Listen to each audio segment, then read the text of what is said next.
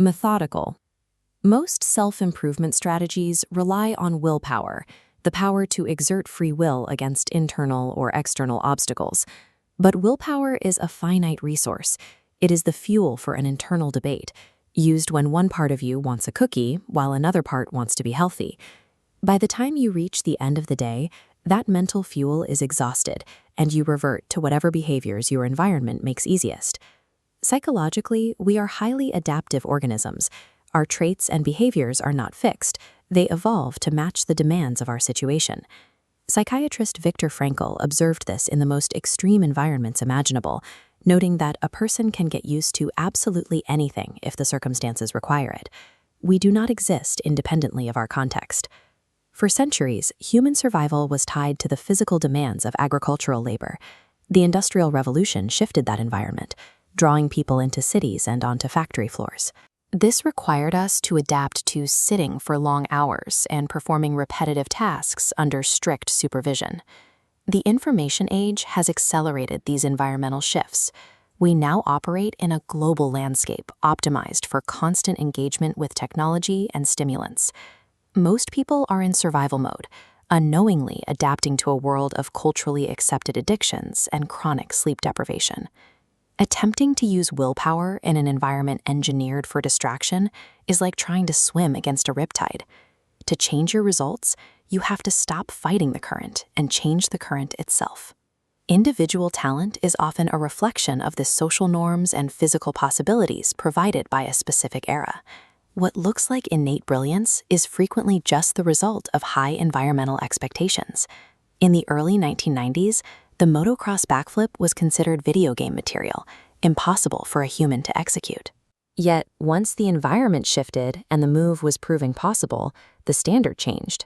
By 2014, 10-year-old Jason Roney was landing them. He didn't have more willpower than the writers of the 90s. He simply trained in a context where the backflip was the norm. Every goal you set is subject to Newton's third law of motion. For every action, there is an equal and opposite reaction. In your life, your current environment exerts a pressure equal to the goals you are trying to achieve. If your surroundings oppose your commitment, you are forced to use willpower to bridge the gap. To reach a new objective, you must physically lighten the load of your current situation. Success becomes inevitable only when you reduce the environmental resistance until it is lower than your own momentum.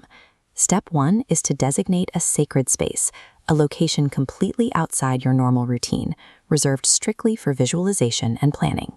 In the late 1980s, an unknown Jim Carrey drove to a hill overlooking Los Angeles every night to visualize directors valuing his work.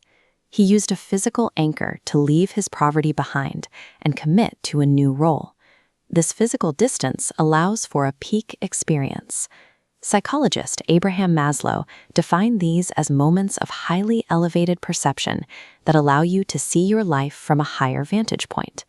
It is in this state that you make definitive decisions, setting your trajectory from a place of clarity rather than a state of reaction. High performance requires regular mental recovery. Bill Gates famously utilized think weeks, periods where he removed himself from work and communication to gain creative insights.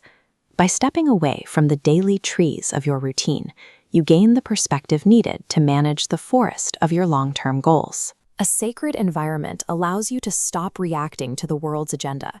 You start each day in a peak state, ensuring your actions are driven by your highest ambitions rather than your immediate surroundings.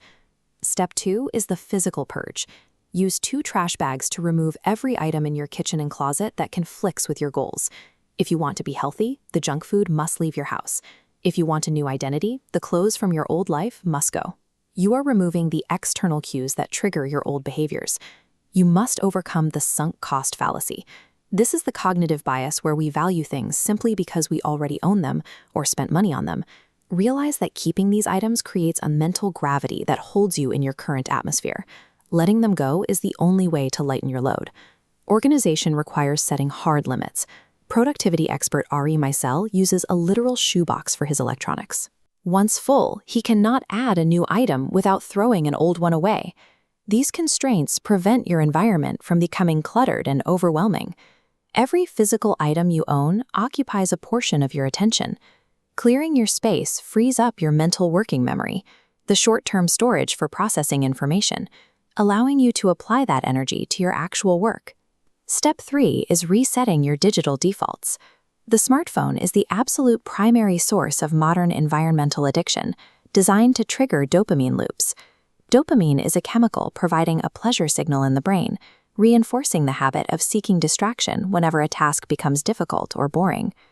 This diagram shows the rat park experiment. In a barren isolation cage, a rat will compulsively drink drugged water until it dies. But in an enriched environment with social interaction and toys, rats ignore the drugs.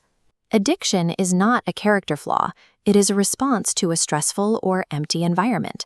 To disrupt these loops, delete every app that provides a low-value dopamine reward.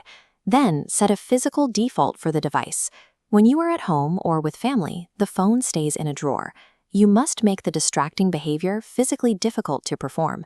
This is the principle of the default option. We naturally take the path of least resistance. When Rutgers University made double-sided printing automatic, they saved 7 million sheets of paper in one semester. Most students just followed the default setting. When you make success the default setting of your environment, the path of least resistance leads directly to your goals. You are no longer fighting your surroundings, you are being propelled by them. Transformation is achieved through these 4 environmental shifts: establishing a sacred space, performing a physical purge, resetting your digital defaults, and setting strict limits. By taking these steps, you stop reacting to the world and choose the roles you play. You move from being a victim of your circumstances to becoming the architect of the situations that will shape your future self. Visualize waking up in a home that is aligned with your values. You head to your sacred space to commit to your day's work. Your digital triggers are gone, and your physical surroundings support your focus. In this environment, the friction that once held you back has been removed. If you are required to exert willpower, there is an internal conflict between what you want and what your environment encourages. When you design your environment to be one with your goals, that internal debate ends. You no longer need willpower because you have finally decided who you are going to be.